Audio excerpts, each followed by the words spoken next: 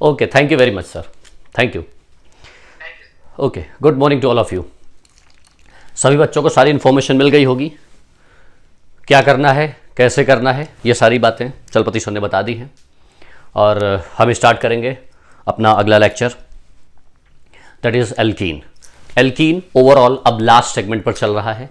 Alkene खत्म हो जाएगा, एल्कीन के बाद फिर हम स्टार्ट करेंगे एल्काइन, ठीक है ना। तो एल्कीन में लास्ट टर्न पर प्रॉपर्टीज चल रही हैं, और प्रॉपर्टीज में हमने reaction with hydrogen halide already पढ़ा दिया है, रिएक्शन विद हैलोजन पढ़ा दिया है, यानी हैलोजनेशन ऑफ एल्कीन। ध्यान रखिएगा, हैलोजनेशन ऑफ एल्केन भी होता है, हैलोजनेशन ऑफ एल्कीन भी होता है, हैलोजनेशन ऑफ एल्काइन भी होता है, वो हम आगे बात करेंगे। तो हैलोजनेशन ऑफ एल्कीन चल रहा है, जिसमें हमने आपको बता दिया था कि कौन सा कार्बोकैटायन बनता है यानी कि रिएक्शन विद हाइड्रोजन हैलाइड में क्लासिकल कार्बोकैटायन बनता है, और हैलोजन में नॉन क्लासिकल कार्बोकैटायन बनता है, यानी वो कार्बोकैटायन जो शिफ्ट होगा वो हाइड्रोजन हैलाइड के केस में, और यहां पर जो कार्बोकैटायन शिफ्ट नहीं होगा, ठीक है ना। तो अब हम आगे बढ़ेंगे। लास्ट में हमने क्या किया था, इसको रब कर देते हैं। केमिस्ट्री सबको पता है, केमिस्ट्री सब्जेक्ट चल रहा है, ठीक है ना। तो यहां पर हमने क्या किया था कि हमने आपसे कहा था कि अगर कोई एलिमेंट सिस है, ध्यान रखिएगा, यानी कि अगर कोई सिस है या अगर कोई ट्रांस है, और अगर इसकी रिएक्शन करवाई जाती है, मान लिया Br2 in presence of CCl4 या X2 in presence of CCl4, ठीक है ना, तो यहां पर क्या बनेगा, यहां सिचुएशन क्या होगी। दूसरा, यहां पर सिचुएशन है अगर यह सिमेट्रिक एल्केन होगा, मतलब यहां पर सिमेट्रिक सिस और ट्रांस होगा। लेकिन अगर मान लिया एसिमेट्रिक होगा, एसिमेट्रिक सिस हो या एसिमेट्रिक ट्रांस हो, तो ऐसी सिचुएशन में ये Br2 in presence of CCl4 के साथ क्या प्रोडक्ट बनेगा, ये हमारा कंसेप्ट है, और इस कंसेप्ट को आज हम पढ़ने वाले हैं। जनरली आप सभी को पता है कि अगर स्टीरियो केमिस्ट्री से रिलेटेड बात ना की जाए, अगर सिंपल ऐसे बात की जाए, CH3CH डबल बॉन्ड CH2 और इसकी reaction Br2 in presence of CCl4 से करवाया जाए तो नो प्रॉब्लम। कल मैकेनिज्म के साथ मैंने बता दिया था कि double bond converts into single and gives the bromine atom to each unsaturated carbon atom, that's it. Without stereo chemistry आपको बस डबल बॉन्ड हटा के सिंगल करना है, दोनों पे एक एक Br लगा देना है, दैट्स इट।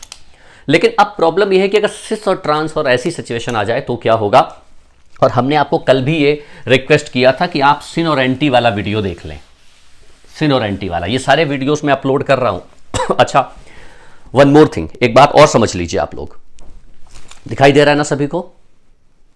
यस, कितने स्टूडेंट्स आ चुके हैं अभी? 166। अरे अभी तो बहुत धीरे धीरे करके आते हो भाई तुम लोग, है ना, रोज का हाथी की तरह धीरे धीरे चलते हो, धीरे धीरे करके आके विराजमान होते होगे अपनी सीट पे, है ना, चाय पानी पीते होगे, सामने मोबाइल चल रहा होता है। कितना सीरियस हो जाओ सीरियस।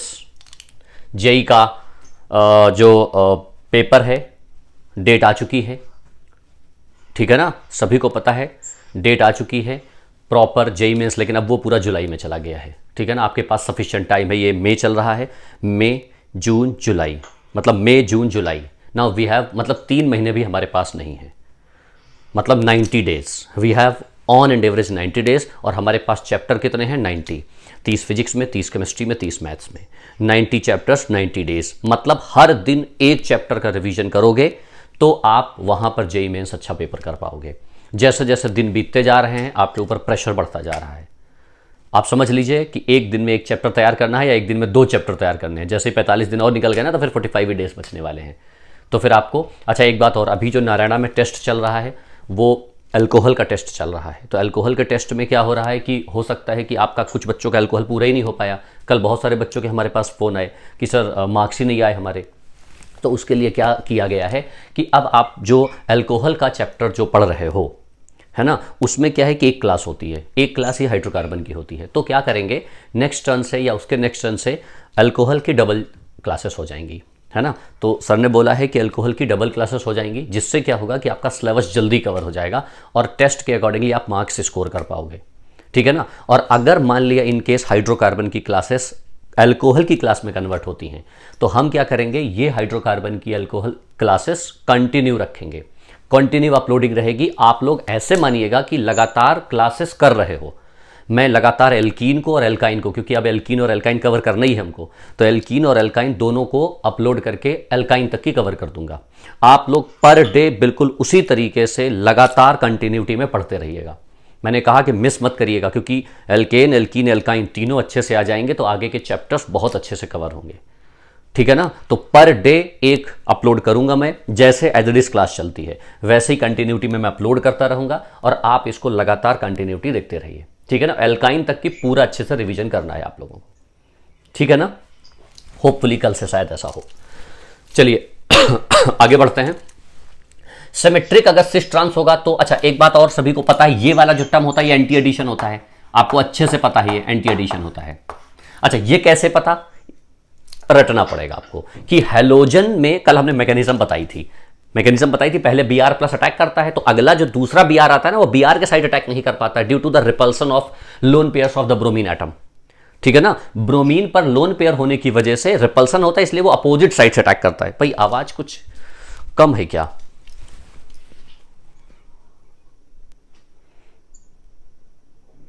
आज तो मैं कुछ कर भी नहीं सकता।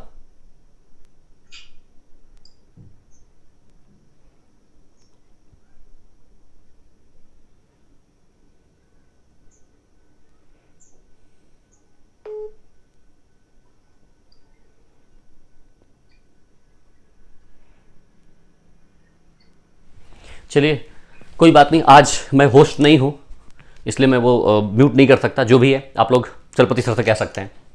देखिए तो ये वाला हमें पता है एंटी एडिशन होता है, एंटी एडिशन होता है। तो अब यहां सिचुएशन क्या है, सिचुएशन ये है कि अगर मान लिया ऐसे कहा जाए सी, ढंग से समझिएगा, और यहां लगाया गया CH3, यहां लगाया गया H, यहां लगाया गया डबल बॉन्ड, यहां लगाया गया CH3, यहां लगाया गया H, और इसकी रिएक्शन करवाई गई bromine in presence of CCl4 non polar solvent.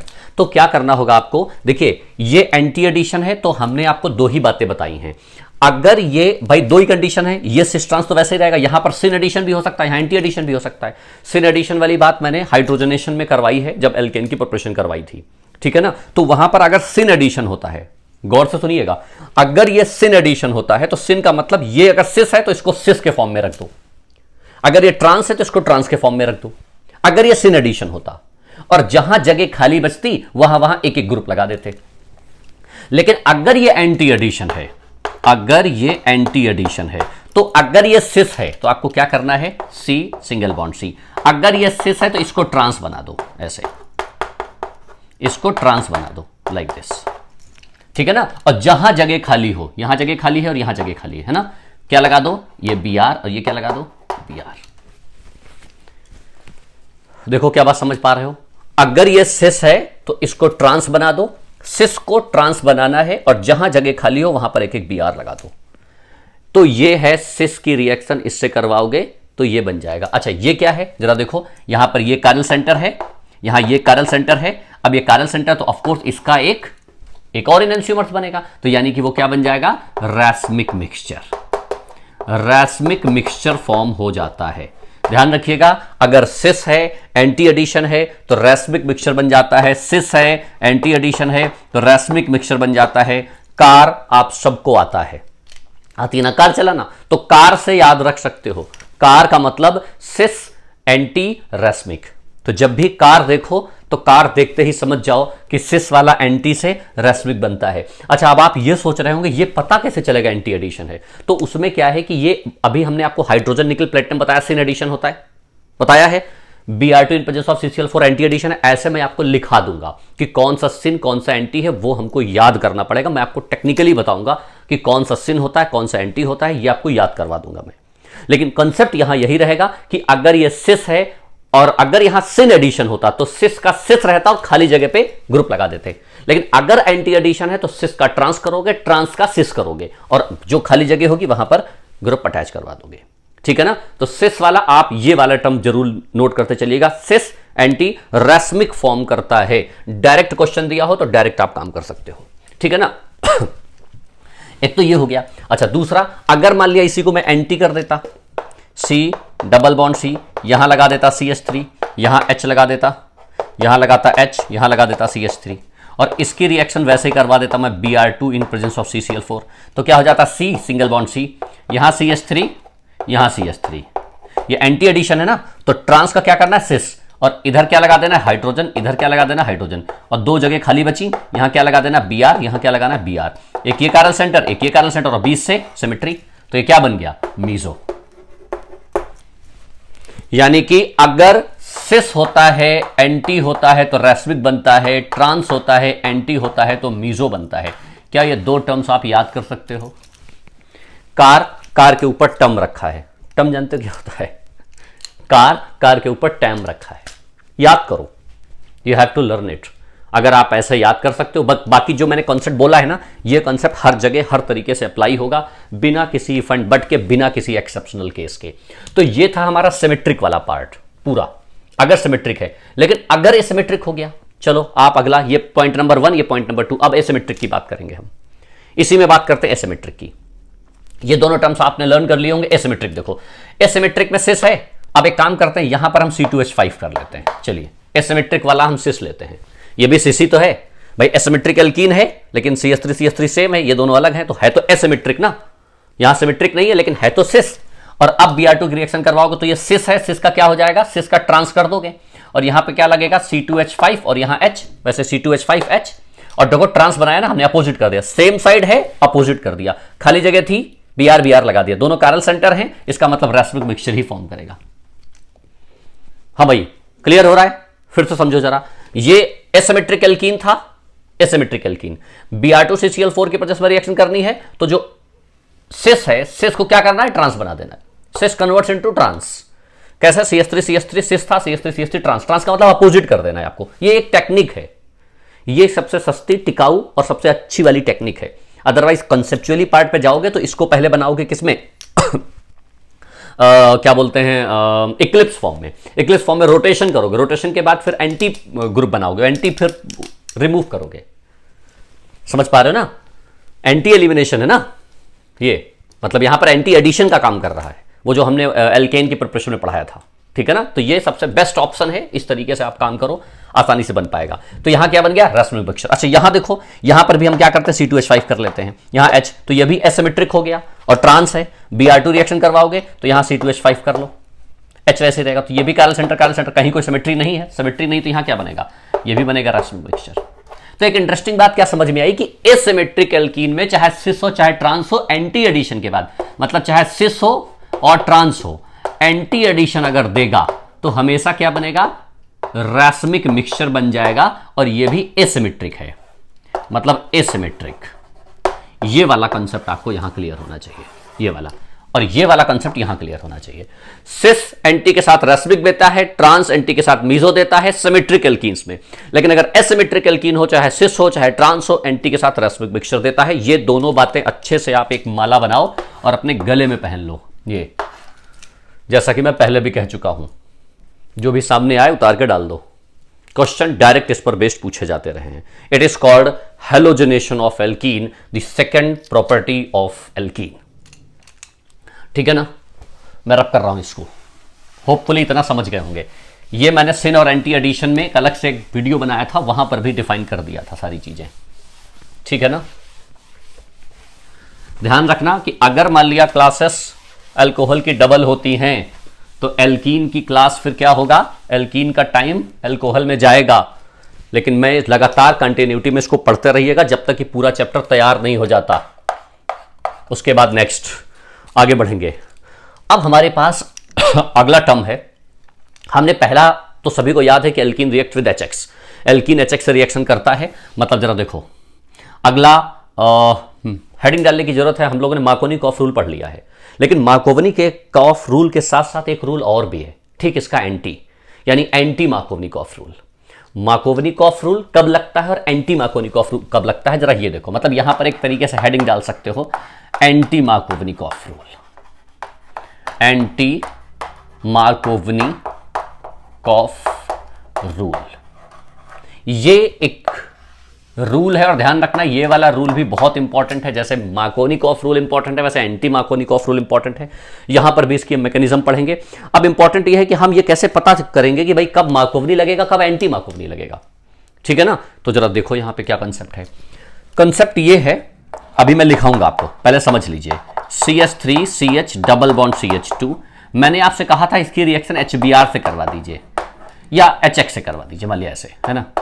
पहली प्रॉपर्टी यही थी ना, और हमने कहा था कि ये वाला कैसे टूटेगा, ये वाला प्लस और ये वाला माइनस, भाई ऐसे होता है नॉन पोलर सॉल्वेंट की प्रेजेंस में, है ना। तो निगेटिव पार्ट वहां अटैच होता है जहां मिनिमम हाइड्रोजन होते हैं, यहां एक हाइड्रोजन है, यहां दो हाइड्रोजन है, तो minimum negative part will be attached where the minimum number of hydrogen are present, और हाइड्रोजन गेट्स मैक्स हाइड्रोजन, और प्रोडक्ट की बन जाएगा CH3 CH CH3 और यहां लग जाएगा X। और इसकी हमने बहुत सारी मैकेनिज्म भी बता रखी है आपको कि ये कार्बोकैटायन मैकेनिज्म होती है, प्लस माइनस, माइनस पे H अटैक करेगा, प्लस मोस्ट स्टेबल बनेगा, X अटैक कर जाएगा, that is the concept.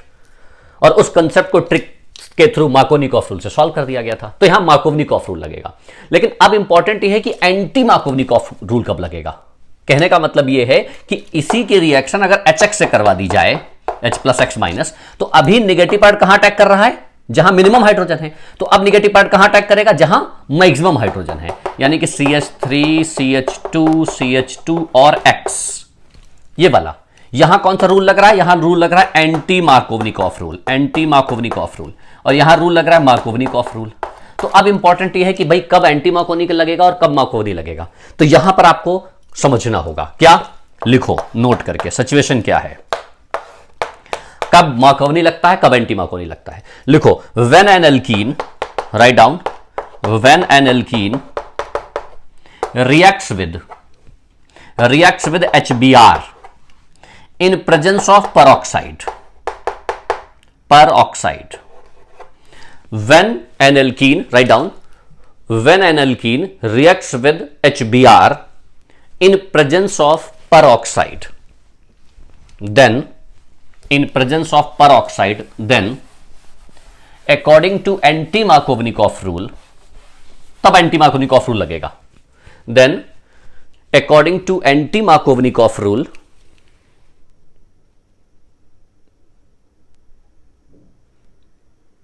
the negative part of the reagent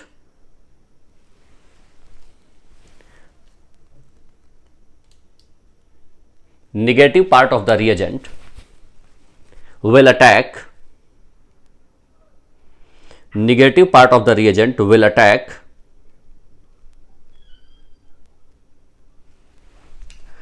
at that unsaturated carbon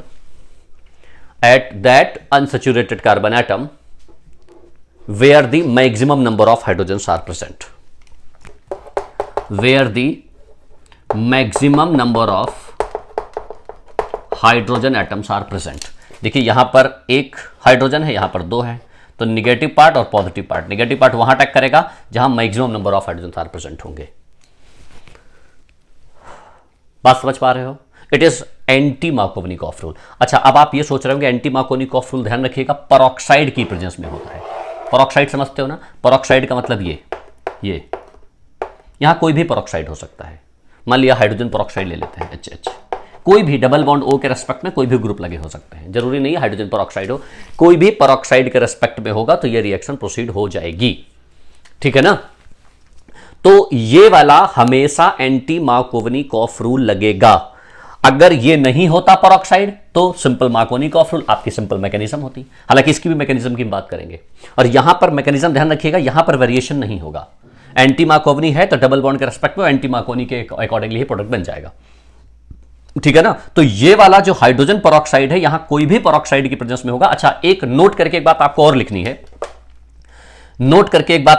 note लगाओ और एक बात और लिखो, the only HBr is the selective compound. एक खास बात है यहां पर कि HBr ही सेलेक्टिव कंपाउंड है। लिखो, the only HBr is selective compound, केवल HBr ही सेलेक्टिव कंपाउंड है। यानी कि आप क्या कहोगे, HCl, HF, पहले HF लिखो यहां पे, है ना, HF, HCl और HBr और HI, यही है ना, केवल यही सेलेक्टिव कंपाउंड है। HF, HCl, HI do not give this anti Markovnikov rule, यानी ये मैकेनिज्म प्रोसीड नहीं होगी। नोट करके लिखो, the only HBr is selective compound while HF, HCl and HI do not give this reaction, do not give this reaction।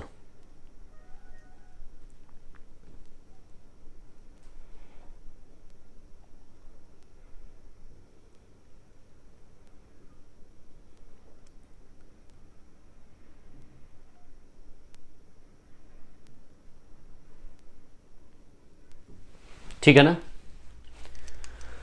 अच्छा, ऐसा क्यों होता है मैं यहां पर बता देता हूं, और मैकेनिज्म में इस बात को भी खास ध्यान रखूंगा। Why HF, HCl and HI do not give this reaction because in case of HF, note करके लिखो, बिकॉज ऐसा क्यों होता है in case of HF, fluorine is highly electronegative. Fluorine बहुत ज्यादा इलेक्ट्रोनेगेटिव होता है, तो इलेक्ट्रोनेगेटिविटी की वजह से मैकेनिज्म में वो पार्टिसिपेट नहीं कर पाता है। तो आप लिखो इन case of HF fluorine is highly electronegative, and in case of HCl, HCl का bond dissociation energy is very high. HCl का बॉन्ड ही नहीं टूट पाता है बहुत तेजी से, जिसकी वजह से क्या होता है कि वो रिएक्शन में पार्टिसिपेट नहीं कर पाता है। HCl, the bond dissociation energy of HCl is very high, and here the size of iodine is very large. In case of HI, the size of iodine is very large. जो iodine का size है बहुत ज्यादा large होता है, तो वहां पर पार्टिसिपेट ना करके आयोडीन गैस बन के बाहर निकल जाती है, and remove I2 in case of HI। बात समझ पा रहे हो? क्लियर हो रहा है? अब इंपॉर्टेंट ये है कि भाई इस मैकेनिज्म को किया कैसे जाए। आपको ये बात समझ में आ गई ना, एंटी मार्कोनिकॉफ रूल कब लगाना है? एंटी मार्कोनिकॉफ रूल लगाना है जब पेरोक्साइड होगा। पेरोक्साइड नहीं होगा तो सिंपल मैकेनिज्म लगानी है, मार्कोवनी वाली, सिंपल काम करेंगे। हाँ भाई, कुछ कह रहे हो भाई? माइक्रोफोन म्यूट करिए। देखिए क्या मैकेनिज्म है इसकी, जरा मैकेनिज्म समझनी है। मैकेनिज्म को बहुत अच्छा समझना। मैकेनिज्म में अच्छा एक बात और, आपको पेरोक्साइड की प्रेजेंस में फ्री रेडिकल मैकेनिज्म होती है। फ्री रेडिकल मैकेनिज्म है, यानी anti Markovnikov rule favours free radical mechanism. Free radical mechanism favour करता है। It follow the free radical mechanism. Free radical mechanism, ये फ्री रेडिकल मैकेनिज्म होती है। अच्छा, आपको ये पता है ना फ्री रेडिकल मैकेनिज्म कब कब होती है? फ्री रेडिकल मैकेनिज्म कब कब होती है भाई? पेरोक्साइड की प्रेजेंस में केवल फ्री रेडिकल मैकेनिज्म होती है क्या? क्या कुछ और भी हो सकता है जो फ्री रेडिकल मैकेनिज्म हो? हाँ, हो सकता है। कौन कौन सा? देखो, अब मैं आपको एक बात बता देता हूं कि फ्री रेडिकल मैकेनिज्म कब कब हो सकती है। फ्री रेडिकल मैकेनिज्म होती है अगर कभी भी हीट दिया हो, और हीट कितना दिया हो? 500 डिग्री सेल्सियस से अगर ज्यादा दिया हो टेम्परेचर, ठीक है ना। नंबर 2, अगर इलेक्ट्रिसिटी दी हुई हो, इलेक्ट्रिसिटी, अगर इलेक्ट्रिसिटी दी हुई होगी ना, इलेक्ट्रिसिटी का मतलब यह है, इलेक्ट्रिसिटी अगर कभी पास की जाए, इलेक्ट्रिसिटी पास करने का मतलब यह है कि वो आर्क के मेथड में दी जा सकती है या इलेक्ट्रोलिसिस के फॉर्म में दी जा सकती है। इलेक्ट्रोलिसिस के फॉर्म में दी जा सकती है। अगर कहीं पर भी इलेक्ट्रिसिटी दी हुई हो तो इसका मतलब वो फ्री रेडिकल मैकेनिज्म होगी, ठीक है ना। नेक्स्ट, लाइट अगर दी हुई हो, सनलाइट की प्रेजेंस में इन जनरल होता है। सनलाइट की प्रेजेंस में हम इसको बोलते हैं फोटोसिंथेसिस, ठीक है ना। फोटोलिसिस भी बोलते हैं। तो फोटोलिसिस के फॉर्म में भी क्या होता है कि जो है ये फ्री रेडिकल मैकेनिज्म होती है, ठीक है ना। और अगला पेरोक्साइड, अगर पेरोक्साइड दिया हुआ है, अगर पेरोक्साइड दिया हुआ है तब भी फ्री रेडिकल मैकेनिज्म होती है। क्या बात समझ पा रहे हो? और लास्ट, अगर कहीं कोई रेडिकल दिया हुआ है, अगर कहीं कोई रेडिकल दिया हुआ है, मतलब कोई भी कंपाउंड दिया हुआ है और रेडिकल सामने से रिएक्शन कर रहा है, वो याद करो महाभारत युद्ध वाली मैंने कहानी बताई थी, अर्जुन और दुर्योधन की लड़ाई, याद है ना। तो अगर कोई रेडिकल अटैक कर रहा है तो बड़े वाले योद्धा को भी उसी वेपन से लड़ना पड़ेगा। तो हमारे पास हीट, इलेक्ट्रिसिटी, लाइट, पेरोक्साइड और रेडिकल, अगर इनमें से कोई भी चीज यहां आती है तो इसका मतलब reaction goes to free radical mechanism. और इसको अगर शॉर्ट फॉर्म में याद करना चाहो तो HELP, हेल्प तो सबको याद है, हेल्प, और ये क्या है? R।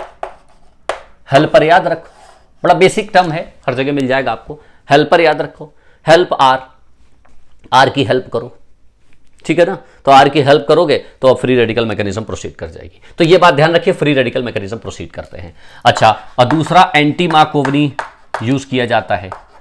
एंटी मार्कोवनी कॉफ रूल यहां यूज किया जाता है, ठीक है ना। तीसरा, HBr is only selective, is only selective. ये कुछ बातें जो हैं वो मैकेनिज्म के रेस्पेक्ट में आपको याद रखनी होंगी कि भाई ये सारे काम हम करेंगे, ठीक है ना। अब देखो जरा, मैं मैकेनिज्म करता हूं, इसको रब कर रहा हूं, ठीक है ना। देखो ये मैकेनिज्म कैसे करेंगे हम। यहां पर कौन सी ऐसी सिचुएशन बनती है जिससे जो है भाई 1 डिग्री टर्म बन जाता है, 2 डिग्री नहीं बनता है, जबकि कार्बोकैटायन, यहां कार्बोकैटायन बनता ही नहीं है। देखो मतलब रिएक्शन कुछ ऐसे होगी, CH3 CH double bond CH2, reaction करवाई गई HBr से, ठीक है ना, और यहां पर HOOH, तो प्रोडक्ट मैं बना देता हूं यहां पर CH3 CH2 CH2Br, ये बना। अब देखो पहले जरा थीम समझो, मेन करना क्या है कि ये एंटी मार्कोनिकॉफ रूल से डायरेक्ट प्रोडक्ट तो आप बना ही लोगे, पेरोक्साइड की प्रेजेंस में है। अब हमें पता है कि ये फ्री रेडिकल मैकेनिज्म होती है, तो फ्री रेडिकल मैकेनिज्म में क्या होता है कि सबसे पहले ये H2O2 HBr से H को होल्ड करता है। ढंग से समझना, अगर ये नहीं होता तो HBr में H प्लस Br माइनस, तो सबसे पहले HBr अटैक करता है इस पे, समझना जरा। और जब HBr अटैक करता तो प्लस माइनस माइनस पे H अटैक कर जाता, तो प्लस चार्ज कार्बोकैटायन बनता, और कार्बोकैटायन मोस्ट स्टेबल बनने के लिए मूव करता और उस कार्बोकैटायन पे Br अटैक करता। यही तो होता है नॉर्मल HBr में। लेकिन H2O2 में क्या होता है कि H ये होल्ड करेगा तो Br पहले अटैक करेगा। Point to be noted, H2O2 H को होल्ड करेगा, पहले Br अटैक करेगा। Br अटैक करेगा तो मतलब क्या है, ये Br वाला मतलब एक फ्री रेडिकल अटैक करेगा, और Br जब फ्री रेडिकल अटैक करेगा तो यहां फ्री रेडिकल बचेगा, तो वो फ्री रेडिकल की स्टेबिलिटी डिफाइन की जाएगी। और उसके बाद जब Br अटैक कर लेगा तो H2O2 ने जो H को पकड़ा था वो छोड़ देगा, तो वापस H चला जाएगा, ठीक है ना। तो देखो जरा, सबसे पहले जो H2O2 है ये वाला, ये बिल्कुल कॉमन मैकेनिज्म है, ये सबसे पहले एक इलेक्ट्रॉन इसका इस तरीके से यहां पर OH फ्री रेडिकल और प्लस OH फ्री रेडिकल। हाँ भाई, सभी को विजिबल है, दिखाई दे रहा है ना सभी को? बिल्कुल अच्छा दिखाई दे रहा है, किसी को कोई प्रॉब्लम नहीं होनी चाहिए। आज स्टूडेंट्स कम कैसे हैं? बाकी सब कहां चले गए? केवल 172 ओनली, मतलब 50 स्टूडेंट्स अप्रॉक्स कम है। OH और OH ये फ्री रेडिकल में टूट गया, ठीक है ना। अच्छा, इस भरोसे होंगे बाद में लेक्चर सुन लेंगे, है ना। OH free radical. अब देखो क्या हुआ, इसने तोड़ा। अब हमने क्या कहा था, ये वाला इस HBr से H को होल्ड करेगा। अब इस OH फ्री रेडिकल ने OH HBr को होल्ड करेगा। कैसे? अब HBr रिएक्शन करेगा, किससे करेगा? ये वाले OH फ्री रेडिकल से। देखो जरा गौर से समझिएगा, ये स्टेप 1 है, ये स्टेप 2 है।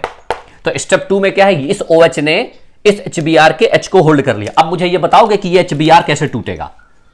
HBr कैसे टूटेगा? ऑफ कोर्स फ्री रेडिकल से टूटेगा, क्योंकि फ्री रेडिकल अटैक करने आ रहा है। तो फ्री रेडिकल अगर अटैक करने आ रहा है तो HBr फ्री रेडिकल से टूटेगा। तो यहां पर क्या आ जाएगा, H2O और प्लस Br फ्री रेडिकल। जरा समझना, इस H2O के OH ने HBr से H को वाटर के फॉर्म में अटैच किया हुआ है। भाई इसी H जो लिया है ना, H को छोड़ना भी पड़ेगा बाद में। तो जब H को छोड़ेगा तो OH बचेगा, तो ये OH अपने वापस वाले OH से H2O2 फिर बन जाएगा। तो यानी कि इस H ने इस H2O के फॉर्म में अपने को इस H को होल्ड कर लिया है। अब ये जो Br फ्री रेडिकल बन गया, अच्छा ये दोनों किसी भी रिएक्शन में कॉमन स्टेप्स होंगे, कुछ भी हो यहां बदला जाएगा, यहां तो सेम ही रहेगा, वो तो अच्छी बात है, HBr ही रहने वाला, कुछ और रहेगा ही नहीं यहां पे HX के रेस्पेक्ट में। तो ये हमेशा सेम, 2 स्टेप हमेशा सेम रहेंगे। Br देखो, ये देखिए रिएक्शन थर्ड स्टेप की जो आएगी वो आएगी CH3 CH double bond CH2, और रिएक्शन किससे आई, Br फ्री रेडिकल।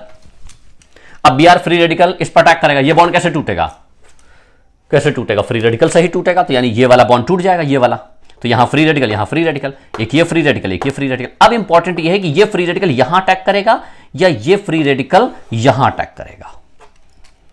2 बातें हैं, कहां अटैक करेगा। तो जहां अटैक करेगा हम करके देख लेते हैं, अपने आप ही क्लियर हो जाएगा। हम एक काम करते हैं, दोनों पे अटैक करवाते हैं। एक बार अटैक करवाते हैं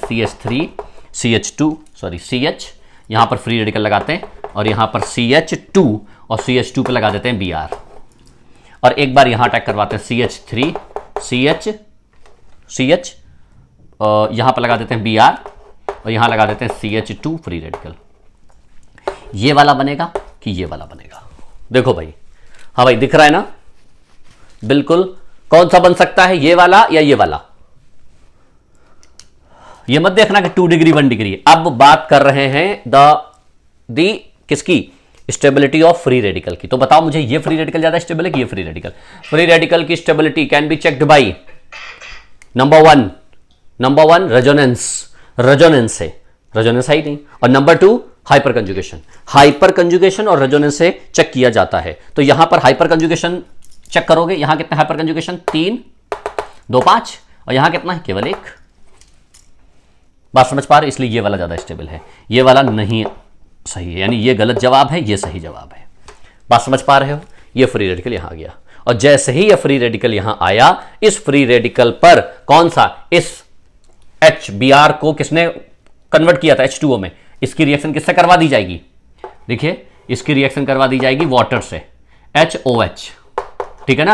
अब ये कैसे टूटेगा, फ्री रेडिकल से, भाई ये फ्री रेडिकल है तो ये वाला H इस पे अटैक कर जाएगा, तो यहां क्या बन जाएगा CH3 CH2 CH2 Br और plus plus plus plus OH free radical, यही OH फ्री रेडिकल निकल गया ना। और ये OH फ्री रेडिकल अपने वापस इस OH के साथ अटैच होके H2O2 में कन्वर्ट हो जाता है एज ए कैटलिस्ट, और फाइनली ये वाला कंपाउंड और ये वाला कंपाउंड देखिए दोनों के दोनों सेम आ चुके हैं।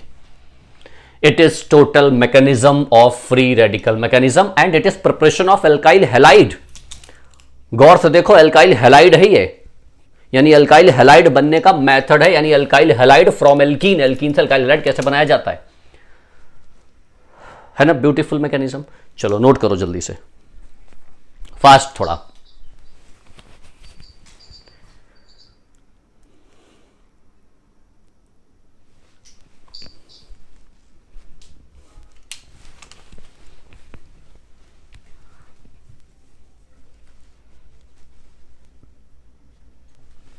क्लियर,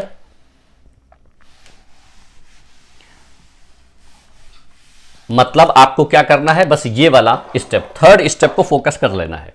जरा देखो अगला क्वेश्चन देखो, CH3, यहां CH3 double bond CH double bond CH2 और रिएक्शन करवाई HBr से इन प्रेजेंस ऑफ पेरोक्साइड। आपको ऐसे लिखा जा सकता है, ठीक है ना। तो आप समझ जाइएगा पेरोक्साइड है मतलब एंटी मार्कोनिकॉफ रूल है, ये प्लस ये माइनस। फ्री रेडिकल मैं डायरेक्ट बता रहा हूं, तो निगेटिव पार्ट कहां अटैक करेगा, जहां मैक्सिमम हाइड्रोजन होंगे, और H प्लस कहां अटैक करेगा, जहां मिनिमम हाइड्रोजन होंगे। आपको मैकेनिज्म करनी है, आपको प्रॉपर मैकेनिज्म करके दिखाइए मुझे। ये वाले दोनों स्टेप्स कॉमन रहने वाले हैं, यहां कहीं कोई फर्क नहीं पड़ेगा, पेरोक्साइड में दोनों वैसे निकलेंगे और ये वाला वाटर उसको होल्ड करेगा, Br निकल जाएगा। बस इस पे किससे अटैक करवाओगे, इस पे अटैक करवा दोगे Br फ्री रेडिकल की रिएक्शन करवा दोगे, बिल्कुल सिमिलर लेवल पर। तो आपको डायरेक्ट सीखना होगा कि एल्कीन पर जब भी कोई HBr पेरोक्साइड की प्रेजेंस में रिएक्शन की जाए तो आप वहां से Br फ्री रेडिकल लाओ और इस पर अटैक करवा दो, ठीक है ना। चलो करवाइए जल्दी से, करवाइए Br फ्री रेडिकल की रिएक्शन।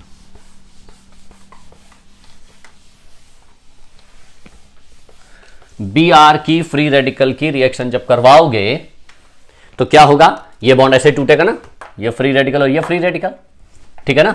तो यहां पर क्या बन जाएगा, ये वाला 2 C वैसे बने रहेंगे और ये वाला C और ये वाला C, तो यहां पर एक फ्री रेडिकल यहां आएगा, एक फ्री रेडिकल यहां आएगा। तो Br कहां अटैक करेगा, यहां अटैक करेगा कि यहां अटैक करेगा। तो देखिए अब कहां अटैक करेगा, अगर यहां अटैक कर गया तो ये फ्री रेडिकल बचेगा और इसके हाइपर कंजुगेशन 3 और 1 4, और अगर यहां अटैक कर गया तो इसके हाइपर कंजुगेशन कम होंगे।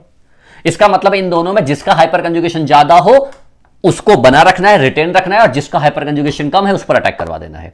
यानी कि Br यहां अटैक कर जाएगा, क्यों, क्योंकि ये फ्री रेडिकल ज्यादा स्टेबल है। क्या समझ पा रहे हो।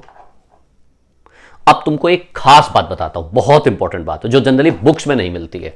देखो जरा क्या समझना, ये फ्री रेडिकल, अब ये फ्री रेडिकल, ये फ्री रेडिकल कितने डिग्री का, 2 डिग्री का है। क्या ये फ्री रेडिकल यहां शिफ्ट हो सकता है क्या, बुक्स में लिखा भी होता है, जानते हो क्या लिखा होता है, ये लिखा होता है कि फ्री रेडिकल की शिफ्टिंग कोई इफेक्टिव नहीं होती है। और आपने हमेशा फ्री रेडिकल की शिफ्टिंग नहीं सीखी होगी, आपने कार्बोकैटायन की स्टेबिलिटी शिफ्टिंग सीखी होगी, फ्री रेडिकल की नहीं सीखी होगी, कार्बन आयन की नहीं सीखी होगी।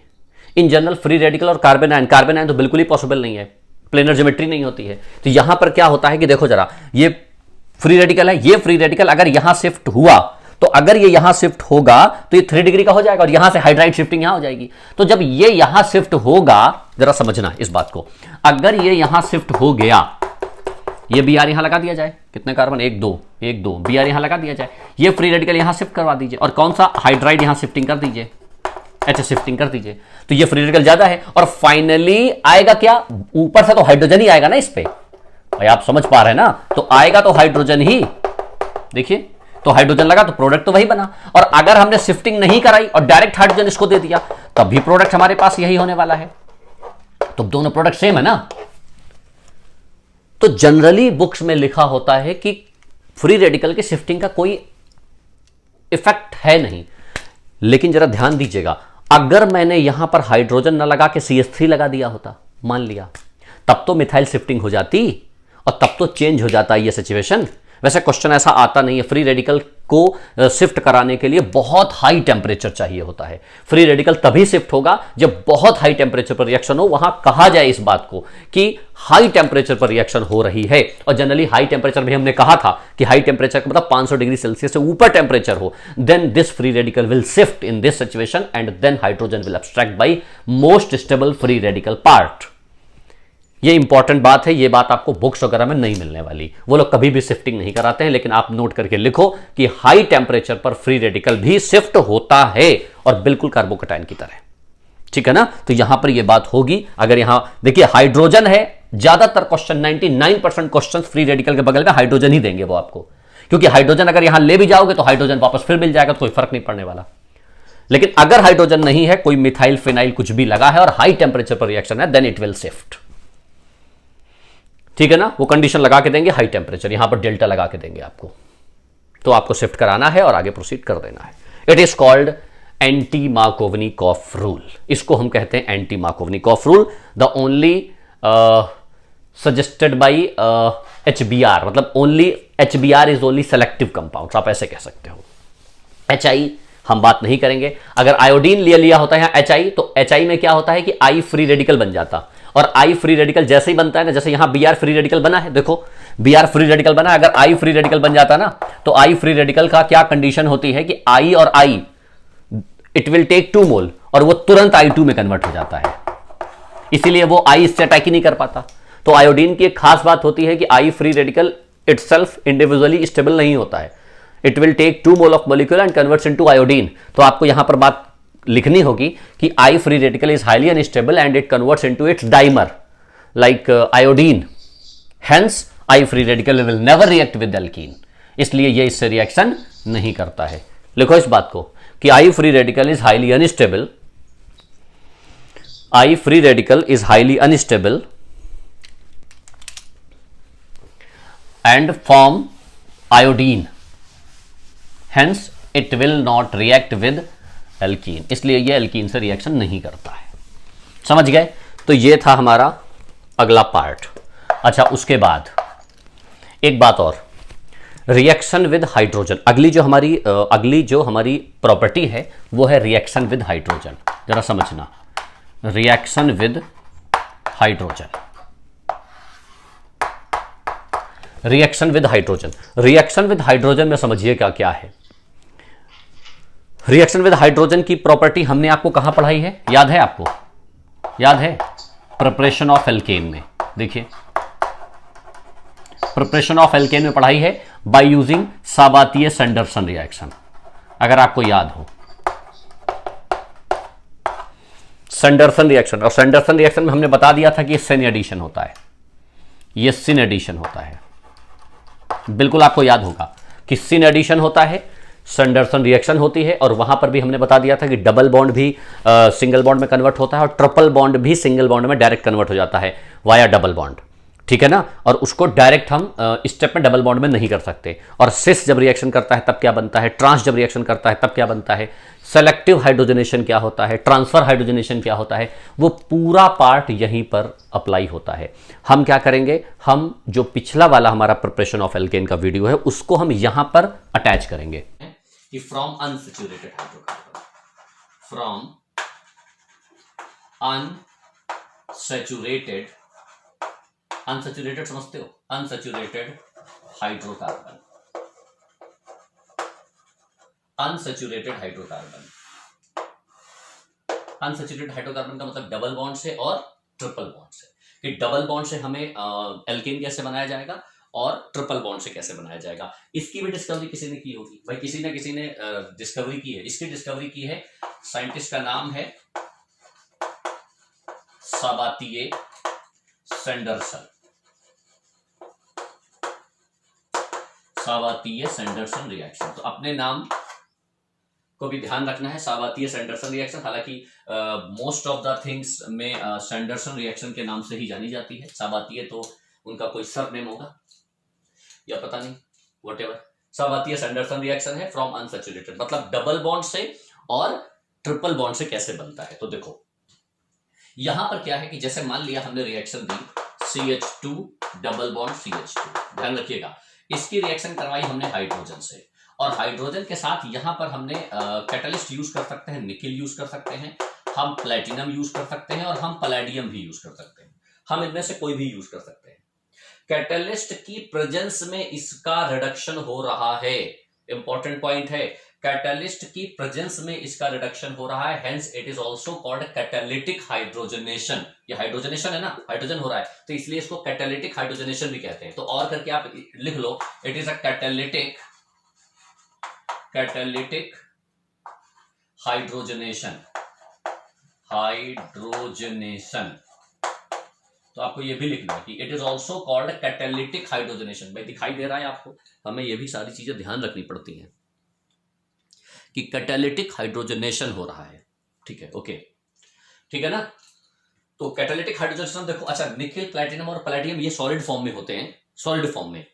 अब निकिल, प्लैटिनम और प्लेटिनम, निकिल के लिए हमें इसको हाई टेम्परेचर देना पड़ता है। कोई जरूरी नहीं तीनों देंगे, कोई आप कोई एक ले सकते हो। जनरली बुक में तीनों भी लिखे होते हैं या कभी कभी दो लिखे होते हैं या एक, लेकिन इतना ध्यान रखो, नोट करके क्या लिखना है कि in presence of nickel it requires high temperature, while platinum और पैलेडियम में नॉर्मल टेम्परेचर मतलब रूम टेम्परेचर पे बात चल जाएगी। ठीक है ना, ये बात लिख लीजिएगा, इसके लिए हाई टेम्परेचर की जरूरत है और इन दोनों के लिए क्या है, रूम टेम्परेचर की रिक्वायरमेंट होती है। तो आप इनमें से ले कोई भी सकते हो, ये जरूरी नहीं है कि कोई लो। तो अब क्या करोगे कि 10th स्टैंडर्ड में पढ़ा है addition of hydrogen, it is simple what, reduction reaction. ठीक है ना, ये हाइड्रोजन ये डबल बॉन्ड ब्रेक होगा, तो डबल बॉन्ड जब ब्रेक होगा तो एक कार्बन की वैलेंसी यहां प्लेन, कार्बन की वैलेंसी यहां प्लेन, एक एक हाइड्रोजन से जुड़ जाएगा। तो प्रोडक्ट क्या बन जाएगा, CH3 single bond CH3 ethane. सबसे गिरे हुए सवाल होते हैं ये, सबसे गिरी हुई रिएक्शन यही है, लेकिन ध्यान रखना ये बहुत ऊपर भी उठ जाएगी धीरे धीरे करके लॉजिकली।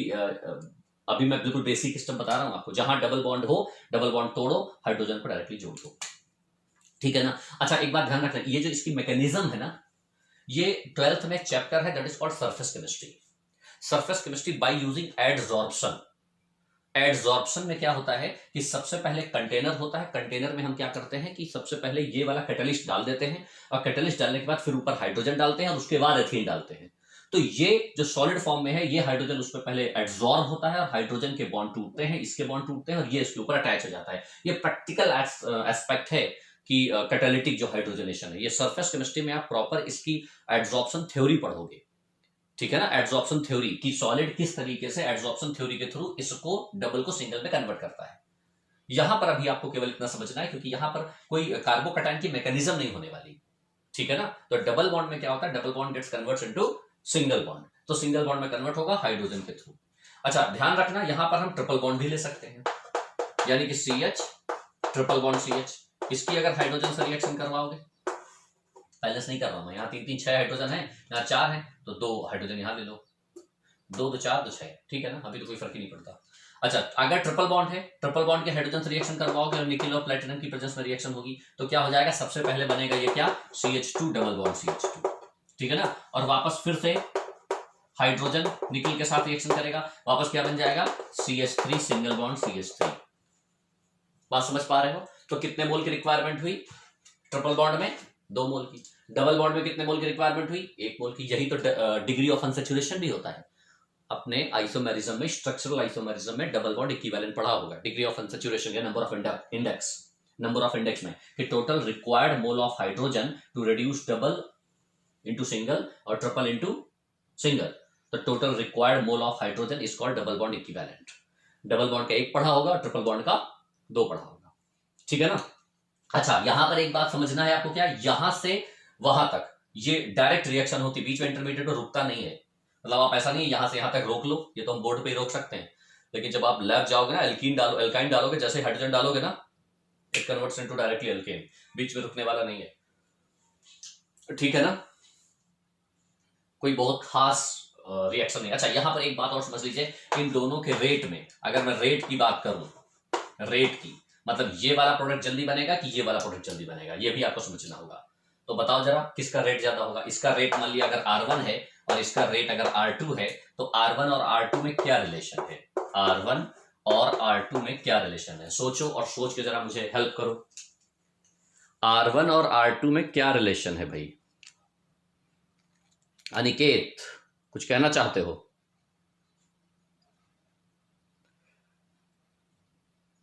$244, गुड। सुबह सुबह सारे बच्चे उठ जाते हैं, बड़े अच्छे बच्चे हैं। R1 और R2 में देखिए, आपको क्या लग रहा होगा, आपकी सोच ये हो सकती है कि डबल बॉन्ड से सिंगल बॉन्ड बनाया, इसमें जो भी रेट, जो भी टाइम लगा, रेट का मतलब time, change in concentration with respect to time. लेकिन यहां पर क्या, यहां से यहां आया, यहां से फिर यहां आया, तो यहां से यहां वाला यहां से यहां वाले के बराबर हो गया और यहां थोड़ा ज्यादा लगा होगा, तो R2 का रेट जो है वो थोड़ा ज्यादा होगा, सॉरी R1 का रेट ज्यादा होगा। मतलब कौन सी रिएक्शन फास्ट होगी, ये वाली रिएक्शन फास्ट हो जाएगी, ये R1 का मतलब रेट, तो इसका रेट फास्ट होगा इसका। आपको ऐसा लग रहा होगा, लेकिन ऐसा बिल्कुल नहीं होता है। होता क्या है कि R2 का रेट ज्यादा होता है R1 से, R2 का रेट ज्यादा होता है R1 से। ये बात समझ लीजिए अच्छे से कि ट्रिपल बॉन्ड से सिंगल बॉन्ड का बनना, अच्छा ये कैटालिटिक हाइड्रोजनेशन की बात कर रहा हूं मैं यहाँ पे। कैटालिटिक हाइड्रोजनेशन का मतलब है reduction of alkyne and reduction of alkene में reduction of alkyne completely without if and but, पूरी तरह से विनर होता है। अच्छा ऐसा होता क्यों है, इसके पीछे बहुत सारे कारण हैं। इसके पीछे पहला रीजन तो सिंपल ये है क्या कि ट्रिपल बॉन्ड कैसा होता है भाई, हाइड्रोजन इस पे अटैक करने आ रहा है, हाइड्रोजन कैसा होता है, और ट्रिपल बॉन्ड कैसा होता है, ट्रिपल बॉन्ड सीधा ही तो होता है, बिल्कुल सीधा का मतलब क्या, लीनियर ही तो होता है। लीनियर समझते हो, एक ऐसा और एक ऐसा, लीनियर, और लीनियर होता है तो कोई भी अटैक करे सीधे, चाहे ऊपर से अटैक करे चाहे नीचे से अटैक करे, सीधा खड़ा है तो कोई फर्क ही नहीं पड़ता है, कहीं कोई प्रॉब्लम ही नहीं है इसमें। आप देखो ना, ट्रिपल बॉन्ड लीनियर होता है, ये लीनियर होता है, और कोई सीधी चीज को आसानी से सीधे चीज पे अटैक किया जा सकता है, सीधे लोगों पर डायरेक्ट अटैक किया जा सकता है। लेकिन जो थोड़े टेढ़े मेढ़े होते हैं, ये बहुत टेढ़ा मेढ़ा, जानते हैं sp2 का मतलब क्या हो गया, ट्राइगोनल प्लेनर है, मतलब वहां बिल्कुल ट्रायंगल बना होता है। तो ट्रायंगल बनने में बड़ी प्रॉब्लम होती है, फिर हाइड्रोजन अटैक करेगा ना, तो कैसे अटैक करेगा, थोड़ा सोचेगा, थोड़ा ये भी चकरा जाएगा कि अटैक करना है, थोड़ा कैसे अटैक करेंगे। तो ये होता है हमारे पास कैसा, ये होता है हमारे पास ट्राइगोनल प्लेनर। आप खुद सोचो कि ट्राइगोनल प्लेनर पे अटैक करना आसान है कि लीनियर पे, तो लीनियर पे अटैक करना आसान होता है, इसलिए ये रिएक्शन अटैक करना ज्यादा आसान होती है, इससे थोड़ा फास्ट हो जाता है एज कंपेयर टू इसके। बात समझ में आ रही है? एक तो ये रीजन होता है। दूसरा रीजन ये होता है, प्रैक्टिकली क्या रीजन होता है कि ट्रिपल बॉन्ड जब हाइड्रोजन रिएक्शन करता है तो ये इसके पास एक्टिवेशन एनर्जी इतनी हाई होती है, इतनी ज्यादा हाई होती है कि पहला स्टेप इतना फास्ट होता है कि सेकंड स्टेप में उस एनर्जी को ओवरकम कर जाता है। यहां पर ध्यान रखना, इसका रेट डिटरमाइनिंग स्टेप इसका फर्स्ट स्टेप होता है। आप इस बात को भी नोट करके लिखिए कि the rate determining step is the first step. Triple bond हो चाहे डबल बॉन्ड हो, जो पहला स्टेप है वो रेट डिटरमाइनिंग स्टेप है। यानी कि आप पहला स्टेप कितना अच्छा रखते हो, लास्ट इसी बात पर डिपेंडेंट होगा। आप कितनी अच्छी पहले शुरुआत में पढ़ाई करते हो, कुछ लोग कहते हैं 11th में अच्छी पढ़ाई शुरू करते हैं, तो जितना अच्छा आप 11th करोगे ना, 12th अपने आप उतना अच्छा हो जाएगा। कुछ लोग सोचते हैं 12th बाद में कर लेंगे, तो बाद में नहीं करना है हमको, ध्यान रखिएगा। तो यहां पर जो इसका फर्स्ट स्टेप है, उसकी एनर्जी जो है, उसकी एक्टिवेशन एनर्जी इतनी हाई है जो ओवरकम कर देता है, एंड यहां से यहां आने के बाद फिर बहुत तेजी से जाता है। क्लियर? तो इसलिए फाइनली ट्रिपल बॉन्ड की जो कैटालिटिक हाइड्रोजनेशन पावर रेट होता है वो डबल बॉन्ड से ज्यादा होता है।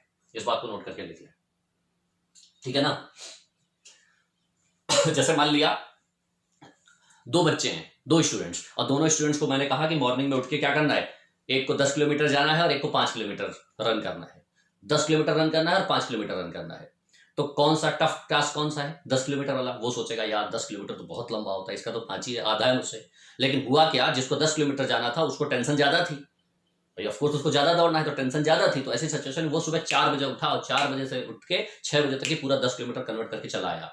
लेकिन जो 5 किलोमीटर से लगा रहे मैं तो 5 किलोमीटर मुझे चलना है, वो क्या हुआ, वो सुबह उठा ही नहीं 4 बजे, वो जब वापस आ गया 6 बजे, उसके बाद वो 7 बजे उठा। ठीक है ना? तो फर्स्ट स्टेप किसका स्ट्रांग था? जो 4 बजे उठा था। तो फर्स्ट स्टेप इंपॉर्टेंट है कि फर्स्ट स्टेप कितना अच्छा होता है। अगर पहला स्टेप आपने स्ट्रांग रख लिया तो दूसरा स्टेप तो अपने आप ही हो जाता है। किसी से लड़ाई हो, पहला चाटा तो मार दो उसको बिना सोचे समझे, ठीक है ना? बस दूसरा वाला कितना भी पावरफुल हो डर जाएगा। तो बस पहला इनिशियल स्टेप कौन डिसीजन मेकर होता है, ठीक है ना? तो ये था हमारे पास स्टैंडर्सन रिएक्शन। अच्छा, स्टैंडर्सन रिएक्शन में डबल बॉन्ड का तो रिडक्शन कर लिया हमने, लेकिन यहां पर क्या है, जैसे मान लिया अगर रिडक्शन ऐसा किया जाए, यहां लिखा है CH3 CH double bond C single bond CH double bond CH2, और यहां लगा दिया हमने सिंगल बॉन्ड CH3, ऐसा समझिएगा जरा। और हमने आपसे कहा ये हाइड्रोजन यहां भी लगेगा ना, दिखाई दे रहा है ना, एक डबल बॉन्ड यहां एक डबल बॉन्ड यहां है, और हमने कहा कि इसका हाइड्रोजन अक्सर करवाइए H2NiPt, ठीक है ना। अब इंपॉर्टेंट ये हमने कहा ये एक ही इक्विवेलेंट है, एक ही इक्विवेलेंट का मतलब we have only one mole, एक ही मोल है हमारे पास, डबल बॉन्ड ये भी है डबल बॉन्ड ये भी है। अच्छा एक बात यहां कर दूं, अगर एक्सेस में होता, देखो ये तो आप पहले अच्छे से समझो, अगर एक्सेस में होता तो ये भी डबल सिंगल में चला जाता, ये भी डबल सिंगल में चला जाता, तो आंसर जो हो जाता वो ये हो जाता, इसमें कहीं कोई प्रॉब्लम होती ही नहीं।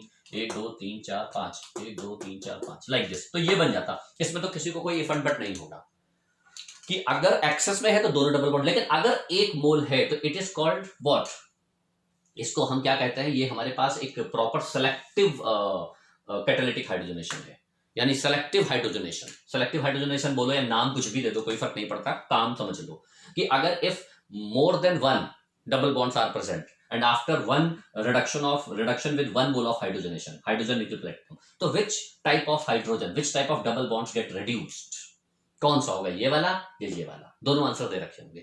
तो आंसर है कि आप एक बार इसको करके देख लो, एक बार इसको करके देख लो, उन दोनों में जो स्टेबल होगा वही आंसर होगा। और डबल बॉन्ड की स्टेबिलिटी आप सबको पता है, डबल बॉन्ड की स्टेबिलिटी कैसे चेक करते हैं, हाइपर कंजुगेशन, और हाइपर कंजुगेशन बचपन में पढ़ लिया होगा, बचपन में तो जीओसी में पढ़ लिया होगा, समझ गया ना।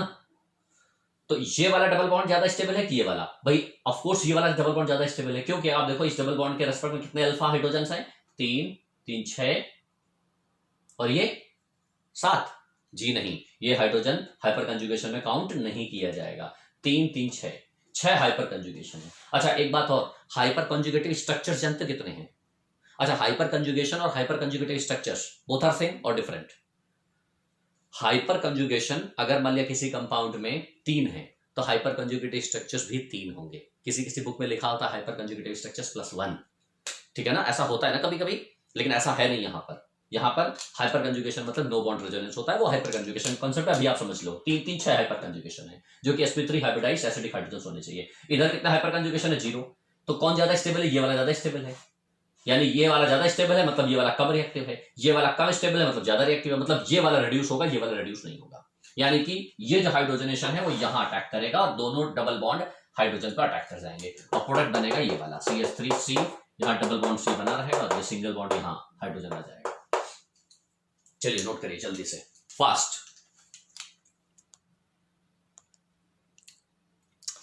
सिट यार सिट,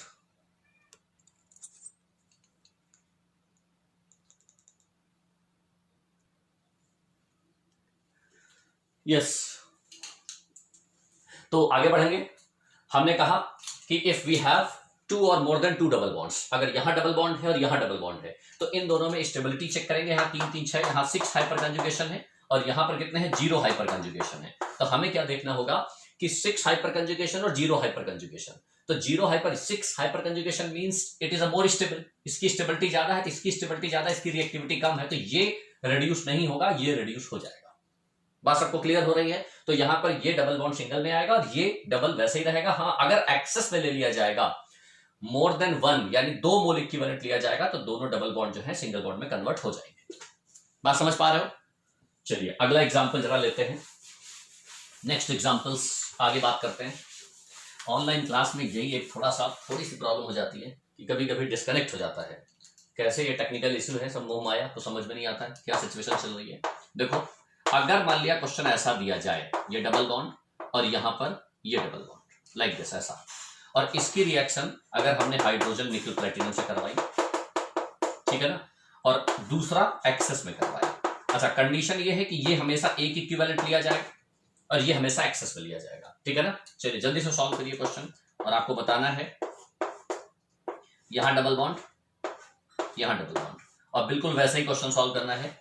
एक हमारे पास एक इक्विवेलेंट के साथ है, एक हमारे पास एक्सेस में है, ठीक है ना। और एक क्वेश्चन यहां पर एक और दे देते हैं, अगर कहीं ऐसा डबल बॉन्ड दे दिया जाए और हाइड्रोजन निकल प्लेटिनम H2NiPT। चलिए सॉल्व करिए जरा तीनों, इन तीनों क्वेश्चंस को सॉल्व करें और आपको बताना है कि इसमें कौन सा प्रोडक्ट क्या बनेगा। तो देखिए इस वाले में तो ऑफ कोर्स इसमें हाइपर कंजुगेशन 2 2 4, इसमें हाइपर कंजुगेशन 1, तो 1 मोल के साथ क्या बनेगा, 1 मोल में तो ये बनेगा, ये डबल बॉन्ड बना रहेगा, ये सिंगल में चला जाएगा, है ना। और एक्सेस में क्या होगा, एक्सेस में हमारे पास ये भी चला जाएगा सिंगल में, ये भी चला जाएगा सिंगल में। यहां पर सिचुएशन क्या होगी, 1 मोल के साथ क्या होगा कि डबल बॉन्ड ये बना रहेगा, ये सिंगल में आ जाएगा, ये डबल बॉन्ड ऐसे बना रहेगा। क्यों, हाइपर कंजुगेशन 3 3 6 2 8 2 10, इसमें 10 हाइपर कंजुगेशन, यहाँ 4 हाइपर कंजुगेशन। और अगर मोर देन 1 होगा, एक्सेस में होगा, तो दोनों डबल बॉन्ड में सिंगल बॉन्ड में कन्वर्ट हो जाएगा, ठीक है ना। लेकिन खास यहां कहानी में ट्विस्ट देखो, कहानी में ट्विस्ट ये है कि अगर हाइड्रोजनेशन इसका किया जाता है तो यहां पर हाइड्रोजनेशन में बीच में डबल बॉन्ड आ जाता है, दोनों डबल बॉन्ड सिंगल में जाते हैं and it converts into the single into double. ये कैसे हुआ, इसकी मैकेनिज्म देखो जरा। ये मैकेनिज्म में क्या होता है कि ये जब प्लस माइनस तोड़ोगे ना, प्लस और माइनस, डबल बॉन्ड ऐसा आएगा। तो हाइड्रोजन में क्या होता है कि हाइड्रोजन यहां जुड़ता है, ये प्लस माइनस क्या होता है, रेजोनेंस स्टेबलाइज हो जाता है। रेजोनेंस स्टेबलाइज में डबल बॉन्ड यहां जाता है, प्लस यहां जाता है, माइनस यहां जाता है, और एक हाइड्रोजन यहां जुड़ जाता है and finally it converts into like this. समझ लो जरा क्या कह रहा हूं मैं। तो जब भी कभी भी डबल कॉन्जुगेशन में होंगे, तो कॉन्जुगेशन डबल बॉन्ड में जब भी आप हाइड्रोजनेशन करवाओगे तो ऐसी सिचुएशन में दोनों सिंगल हो जाएंगे और जो बीच वाला सिंगल होगा वो डबल में कन्वर्ट हो जाएगा। यहां पर ये डिफरेंस आता है। ये डिफरेंस जरूरी नहीं ऐसे, ये ऐसे भी हो सकता है। कहने का मतलब अगर मैं आपसे ऐसे कह दूं, ऐसे ये डबल बॉन्ड और ये डबल बॉन्ड ऐसे, ठीक है ना, और मैं कहूं हाइड्रोजनेशन करवाओ इसका H2NiPT, तो H2NiPT करवाओगे तो क्या हो जाएगा, प्रोडक्ट ऐसा बन जाएगा, ऐसा, लाइक दिस। समझ में आ रहा है ना सभी को। It is called hydrogenation, catalytic hydrogenation, Sanderson reaction. Sanderson ने इसकी डिस्कवरी की थी, इसलिए यहां पर डबल बॉन्ड को हम सिंगल बॉन्ड में कन्वर्ट करते हैं, ठीक है ना। ये तो थी आपकी बेसिक बातें। अब जरा एक बात और देख लो, क्या, जैसे मान लिया क्वेश्चन कहा गया ऐसा, CH3 CH2 single bond CH double bond CH2, ठीक है ना। हमने रिएक्शन किससे करवाई, हाइड्रोजन से। किसकी प्रेजेंस में करवाई, निकिल की प्रेजेंस में। हमने कहा निकिल में हाई टेम्परेचर चाहिए, पैलेडियम और प्लेटिनम में रूम टेम्परेचर चाहिए। तो यहां पर रिएक्शन करवाओगे तो प्रोडक्ट क्या बन जाएगा, तो ऑफ कोर्स ये बन जाएगा product CH3 single bond CH2 single bond CH2 single bond CH3। आपने कहा अभी तो समझा हमने, अब बिल्कुल सही बात है। लेकिन अगर इसी की रिएक्शन हमने H2 की जगह D2 कर दिया होता, D2NiPT, और अब अगर मैं आपसे प्रोडक्ट पूछता तो प्रोडक्ट आप कहते ऐसा बन गया, ऐसा भाई, दोनों पे D और D लग जाएगा। याद आ रहा है आपको, थोड़ा थोड़ा याद आ रहा है, ऐसा क्वेश्चन हमने सॉल्व करवाया है अगर रिवीजन करते हो तो, ठीक है ना। अब अगर इसकी स्टीरियो केमिस्ट्री पूछ ली जाए, स्टीरियो केमिस्ट्री, तो स्टीरियो केमिस्ट्री पूछने पर, अब इसलिए तो हमने पूरा स्टीरियोमर्स कवर किया है, वही तो स्टीरियो यहां यूज होगा। स्टीरियो केमिस्ट्री में आपसे पूछ लिया जाए कि जो प्रोडक्ट बनेगा वो प्रोडक्ट बताओ ऑप्टिकली एक्टिव होगा, ऑप्टिकली एक्टिव होगा या ऑप्टिकली इनएक्टिव होगा। क्वेश्चन है हमारा कि when but 1 after reduction with D2NiPT it converts into this product, जो P बनेगा, जो प्रोडक्ट P बन रहा है, P ये बन रहा है, वो ऑप्टिकली एक्टिव है, ऑप्टिकली इनएक्टिव। तो यहां पर क्या है कि आप देख रहे होंगे कि ये कारल सेंटर है, ये तो कारल सेंटर है नहीं, कारल सेंटर है तो इसका एक D बनेगा, कैल बनेगा, तो आपके हिसाब से ये एनेंटियोमेरिक होना चाहिए, ये ऑप्टिकली एक्टिव होना चाहिए। लेकिन गलत जवाब।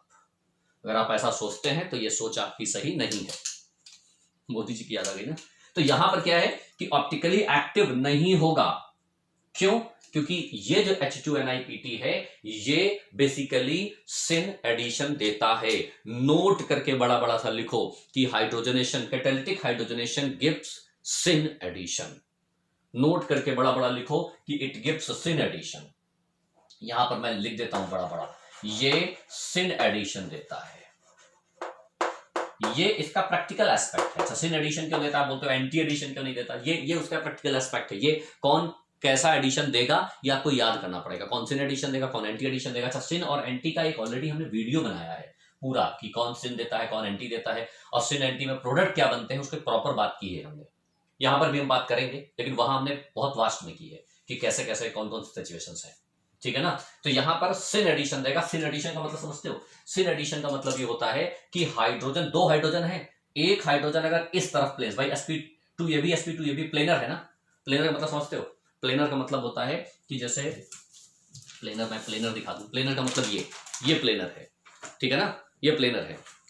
अब इस प्लेनर का मतलब ये हो गया कि ये मान लिया ये जो प्लेनर है ऐसे, ये प्लेनर है। अब इसमें अगर हाइड्रोजन अटैक करे, डबल बॉन्ड है, हाइड्रोजन अटैक करेगा तो दोनों हाइड्रोजन ऐसे ही अटैक करेंगे, दोनों हाइड्रोजन ऊपर से अटैक करेंगे, या दोनों हाइड्रोजन नीचे से अटैक करेंगे। और एंटी का मतलब क्या होता है कि अगर एक हाइड्रोजन ऊपर से अटैक करे तो अगला हाइड्रोजन नीचे से अटैक करे, उसको बोलते हैं anti.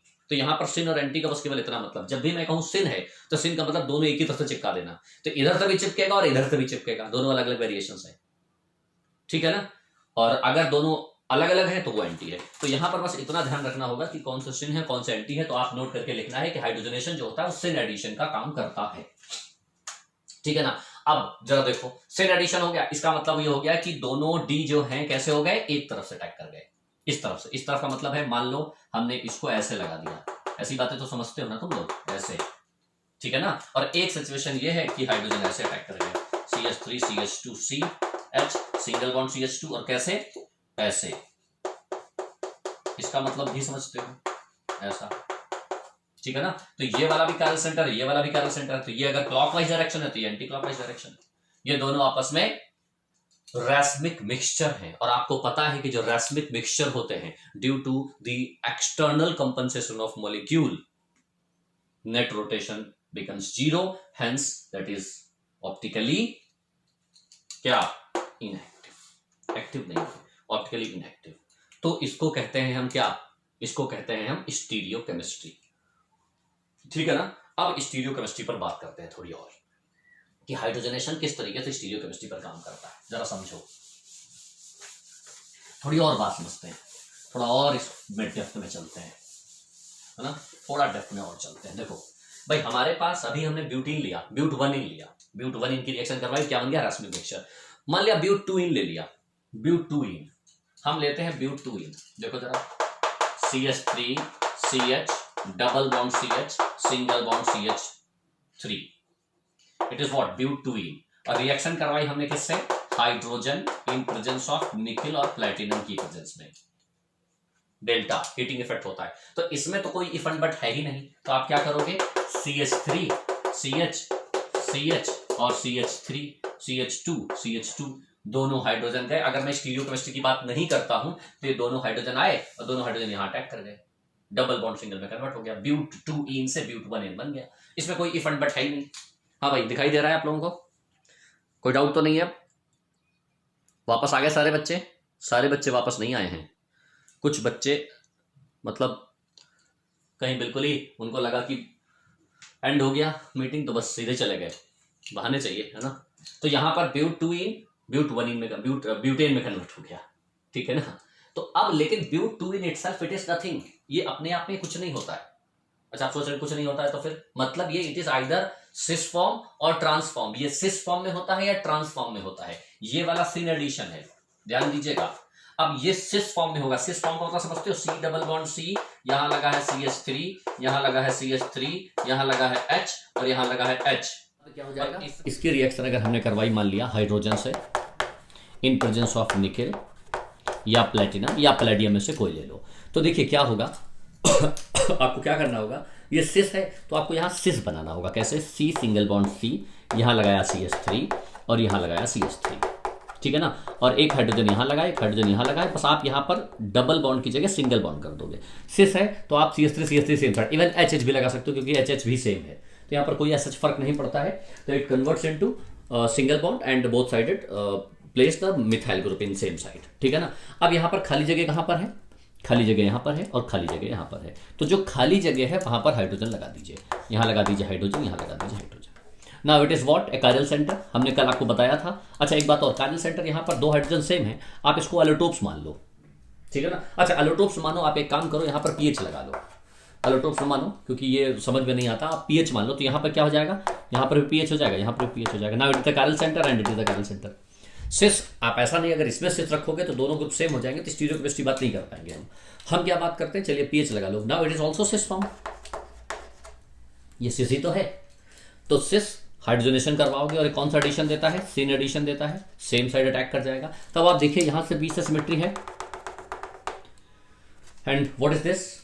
It has one plane of symmetry, two chiral center due to the internal compensation of molecule.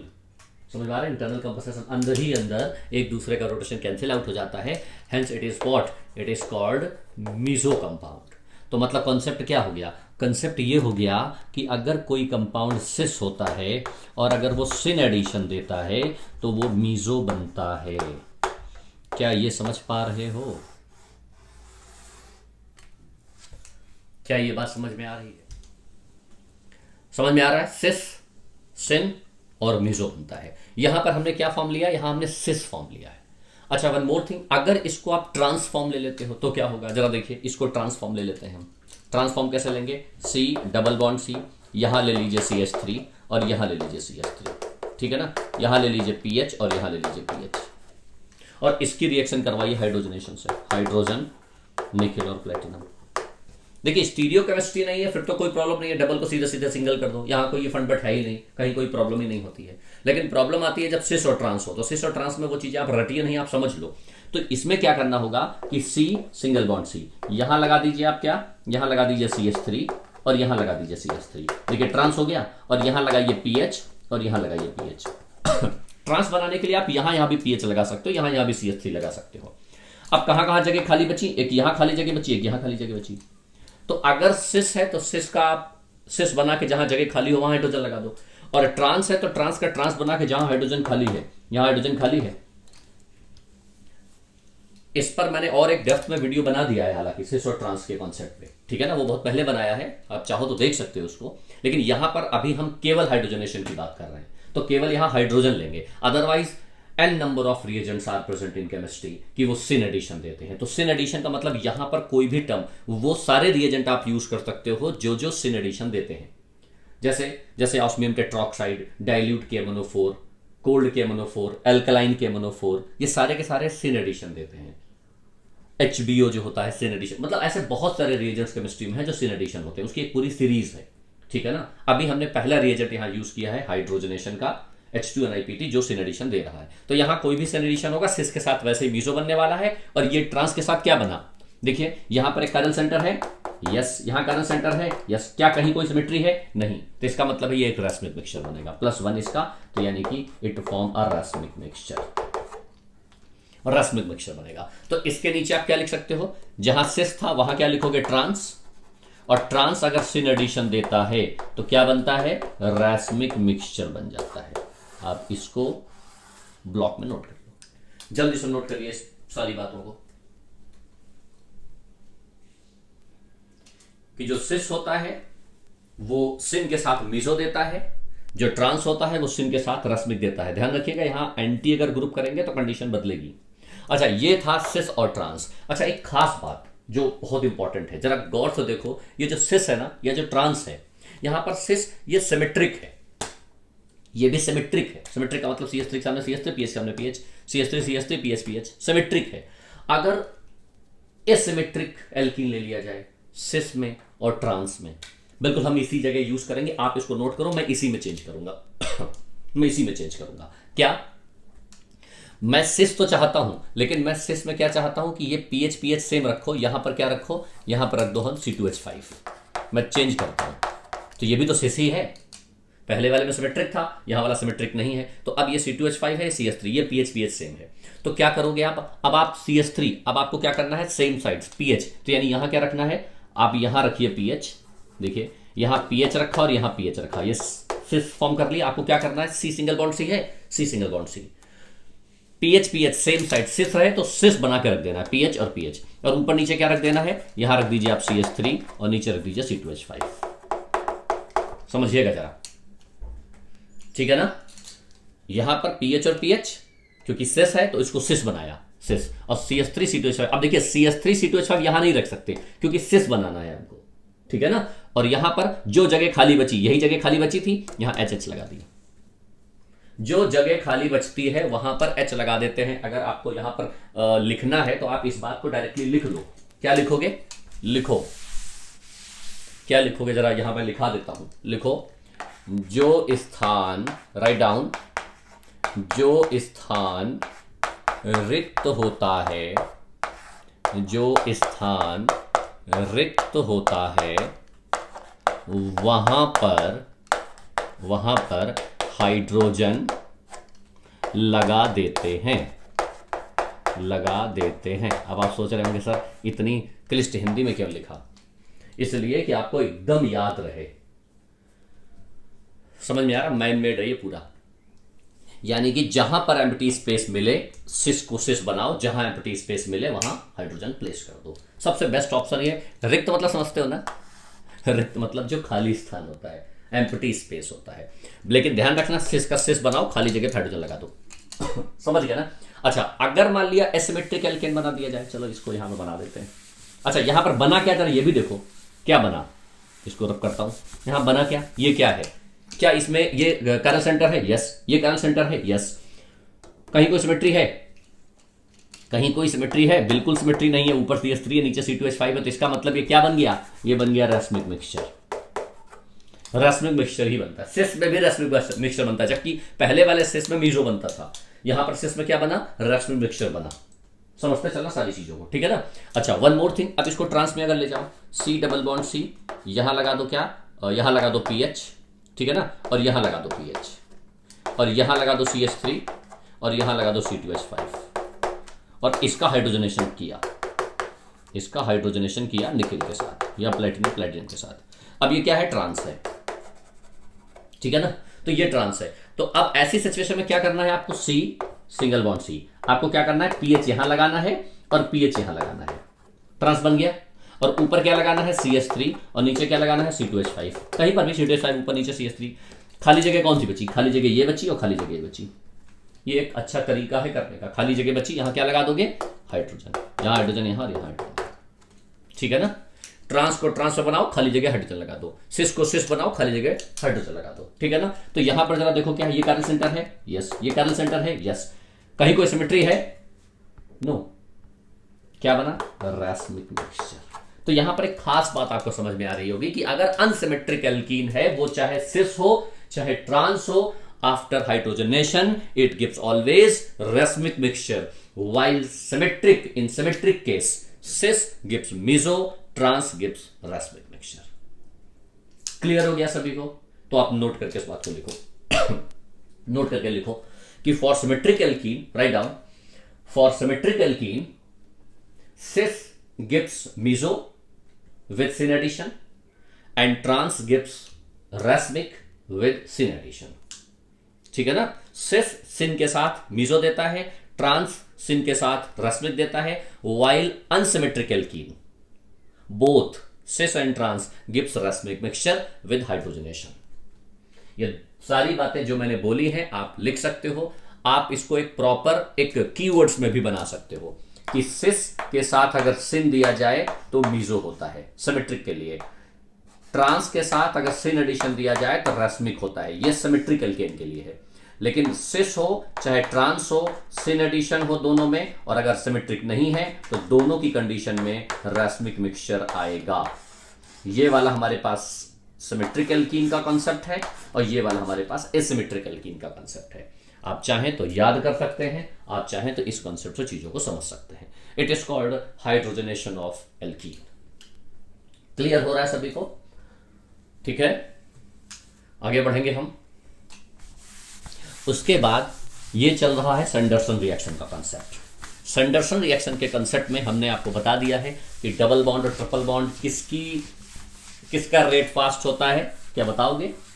Triple bond का रेट फास्ट होता है। कल मैंने बता दिया था, सुबह कौन जल्दी उठता है, ठीक है ना? चलो आगे बढ़ेंगे। अब एक और हाइड्रोजनेशन का एक स्पेशल केस देख लो कि जैसे मान लिया यहां लिखा हुआ CH2 डबल बॉन्ड CH2, ठीक है ना? और अगर इसकी रिएक्शन करवा दी गई इस कंपाउंड से, ऐसे डबल यहां लगा दो, डबल यहां लगा दो, और इसको हीट कर दिया गया, कुछ ऐसा एल्केन बनाने का यह भी तरीका है, और इसको हम ट्रांसफर हाइड्रोजनेशन भी कहते हैं। ट्रांसफर हाइड्रोजनेशन का कंसेप्ट क्या होता है कि यहां पर देखो एक हाइड्रोजन है और यहां पर देखो एक हाइड्रोजन है, तो क्या होगा? ये वाले दोनों हाइड्रोजन जो है उठ के इसके पास चले जाएंगे। क्यों चले जाएंगे? Due to the formation of aromatic compound. Aromatisation की वजह से यहां पर हीट होगा, तो ये क्या बन जाएगा? CH3 सिंगल बॉन्ड CH3 और प्लस साथ में बन जाएगा ऐसा। इसको हम ट्रांसफर हाइड्रोजनेशन कहते हैं। नोट करके लिख लीजिए, ये भी एक तरीका है। कभी कभी ऐसे क्वेश्चन भी पूछे जाते हैं, हीटिंग इफेक्ट है, it is called transfer hydrogenation. Sorry, clear हो रहा है? तो इस तरीके से भी सिचुएशन को बनाया जा सकता है। अच्छा, आप अगर चाहें तो आप ऐसे भी बना सकते हो, जैसे CH ट्रिपल बॉन्ड CH कह दिया जाए, और यहां पर ध्यान रखना एरोमेटाइजेशन अगर होगा तभी निकल पाएंगे। यहां इस तरीके से तो क्या होगा, 2 हाइड्रोजन यहां से निकल सकते हैं ऐसे, और 2 हाइड्रोजन यहां से निकल सकते हैं ऐसे। तो ये वाले 2 हाइड्रोजन निकले, यहां पुट हुआ, ये वाले 2 हाइड्रोजन निकले, यहां पुट हुआ, तो फाइनली यहां बनेगा क्या, यहां बन जाएगा CH3 सिंगल बॉन्ड CH3 और प्लस ये तो बेंजीन रिंग बन जाएगा। क्लियर हो गया सभी को? तो ये है हाइड्रोजन को ट्रांसफर करने का तरीका, इस तरीके से हाइड्रोजन को ट्रांसफर किया जाएगा। बट ध्यान रखना, यहां पर कोई अगर एरोमेटिक कंपाउंड फॉर्म हो रहा है, ये हाइड्रोजन ट्रांसफर होने का कोई रीजन होना चाहिए, और वो भी सॉलिड रीजन होना चाहिए। और सॉलिड रीजन हमें पता है स्टेबिलिटी के पॉइंट ऑफ व्यू से एरोमेटिक कैरेक्टर्स जो होते हैं वो मोस्ट स्टेबल होते हैं, इसलिए ऐसी सिचुएशन में ट्रांसफर किया जाता है। ठीक है ना? आगे बढ़ेंगे हम। अगला, रिएक्शन विद वाटर, और वो भी एसिडिक कंडीशन में। अगली प्रॉपर्टी है, अगली प्रॉपर्टी लिखिए, reaction with water in acidic condition. Acidic condition पे वाटर से रिएक्शन कैसे होती है? देखो, वाटर से रिएक्शन करने के बहुत सारे मेथड्स हैं हमारे पास। 3 बेसिक मेथड है। एक तो मेथड यही है, reaction with water, normally acidic water, acidic water, ठीक है ना। एक हमारे पास है रिएक्शन विद वाटर, ध्यान रखना जरा, reaction with water by using OMDM। एक हमारे पास है reaction with water, reaction with water by using HBO। OMDM और HBO याद होगा, ये दोनों वीडियोस ऑलरेडी पहले से पढ़े हुए हैं हमारे उस चैनल पे। OMDM भी ऑलरेडी हम पढ़ा चुके हैं और HBO भी पढ़ा चुके हैं। तो जो बच्चे अगर OMDM HBO पहले से पढ़ना चाहते हैं तो वो भी आसानी से यहां पर OMDM HBO पढ़ सकते हैं। हम इसको फिर से यहां पर यूज करेंगे, ठीक है ना। लेकिन एसिडिक कैटालिस्ट ये रिएक्शन हमें पढ़नी है, ठीक है ना। अच्छा, इसके अलावा अभी उसमें बचा हुआ है ओजोनोलिसिस बचा हुआ है, NBS बचा हुआ है, सिन और एंटी एडिशन के कुछ कंपाउंड्स बचे हुए हैं, वो सारी चीजें बची हुई, और उसके बाद ऑक्सीडेशन और टेस्टिंग, इतना एल्कीन बचा हुआ है अभी, ठीक है ना। अब देखिए, बहुत सारी चीज जैसे जैसे आगे बढ़ते जाएंगे ना, चीजें रिपीट होती जाएंगी, तो आपके दिमाग में आता जाएगा। तो OMDM और HBO आप लोग पहले से इसको पढ़ के रखोगे, तो जब मैं पढ़ाऊंगा तो थोड़ा जल्दी हो जाएगा, ठीक है ना। तो वहां पर भी पूरा कंबाइंड पैकेज है ये। तो अब हमें सबसे पहले बात करनी है किसकी, इसकी। पहले हम इसकी बात करेंगे, फिर इसकी और फिर इसकी, ठीक है ना। तो reaction with water in acidic medium. अब जरा देखो, जैसे मान लिया मैंने रिएक्शन करवाई CH2 डबल बॉन्ड CH2। अब जरा वाटर से रिएक्शन करवाओ इसकी। अब बताओ क्या रिएक्शन होगी? अगर आप ऐसे बना देते हो CH2 सिंगल बॉन्ड CH2, यहां लगा दो H, यहां लगा दो OH। हाँ भाई, क्या सही है? आप ये सोच रहे होंगे ये H प्लस, ये OH माइनस, ये प्लस माइनस, ये प्लस माइनस, प्लस को माइनस तो माइनस को प्लस से जोड़ दो। तो बिल्कुल गलत जवाब है। आप सोचो ना, ये जानते हो इलेक्ट्रोफाइल या न्यूक्लियोफाइल? ये न्यूक्लियोफाइल होता है भाई। देखो ना, इलेक्ट्रॉन बहुत ज्यादा है ना यहाँ पे, तो न्यूक्लियोफाइल है। और यहां पर ये भी तो न्यूक्लियोफाइल है, तो यहां पर भी तो इलेक्ट्रॉन डेंसिटी बहुत ज्यादा है, यहां पर भी इलेक्ट्रॉन डेंसिटी ज्यादा, तो न्यूक्लियोफाइल अटैक कैसे करेगा? तो हम क्या करते हैं, इसको एसिड में डालते हैं और इसको एसिडिक कैटालिस्ट बनाते हैं किसी भी एसिड की प्रेजेंस में। यानी कि हम इसको इस तरीके से लिख सकते हैं, ऐसा, ठीक है ना। या इसको हम लिख सकते हैं डाइल्यूट H2SO4 ऐसे, या हम इसको ऐसे लिख सकते हैं H3O पॉजिटिव, ऐसा। इसका मतलब है ये एसिडिक कैटालिस्ट है, उसके अंदर H प्लस डोमिनेट करेगा, और अब इस पर ये न्यूक्लियोफाइल है तो इसको इलेक्ट्रॉन डेफिशिएंट चाहिए, तो वो H प्लस जो इलेक्ट्रॉन डेफिशिएंट होगा अब इस पर प्रॉपर अटैक कर पाएगा। नॉर्मल वाटर इससे अटैक नहीं करेगा, इस बात को खास ध्यान रखना है आपको। क्या समझ पा रहे हो ये क्या कह रहा हूं मैं? नॉर्मली अटैक नहीं करता है, हमको अटैक करवाना होगा इस तरीके से। कैसे? CH2 double bond CH2 H plus in presence of H2, ऐसा। या डायरेक्ट लिखता हूं H3O पॉजिटिव, ऐसा। तो अब यहां से सिचुएशन भाई H प्लस अटैक करेगा इस पे, और ये वाला बॉन्ड ऐसे टूटेगा, ये प्लस ये माइनस, और यहां अटैक कर जाएगा CH2 और CH3, और ये प्लस चार्ज, और ये प्लस चार्ज बना है। Now it rearranged and form most stable, और मोस्ट स्टेबल बनने के बाद फिर OH पे अटैक कर जाएगा। ये पहले अटैक कर रहा है तो यही तो हमारा RDS होगा, यही स्लोएस्ट स्टेप होगा, और ये वाला हमारा फास्ट स्टेप होगा। बिल्कुल वही जैसे हमने HBr की रिएक्शन करवाई थी बिना किसी इफ एंड बट के, तो now it is alcohol. It is the preparation of alcohol. ये देखो अल्कोहल की प्रिपरेशन है एक, अल्कोहल चैप्टर में प्रिपरेशन आप ऐसे ही पढ़ोगे। बात समझ पा रहे हो? तो बस जहां पर HBr था बस वहां पर हमने H2O दे दिया है HCl एसिड की प्रेजेंस में। HBr में क्या था, H अटैक करवाते थे, मोस्ट स्टेबल बनाते थे, मोस्ट स्टेबल बनाने के बाद Br चिपका देते थे। यहां क्या करोगे, H+ इस पे अटैक करवाओगे, कार्बोकैटायन बनेगा, मोस्ट स्टेबल बनाओगे, OH अटैक करवा दोगे। बाकी सब कुछ पूरी की पूरी मैकेनिज्म बिल्कुल कॉमन है।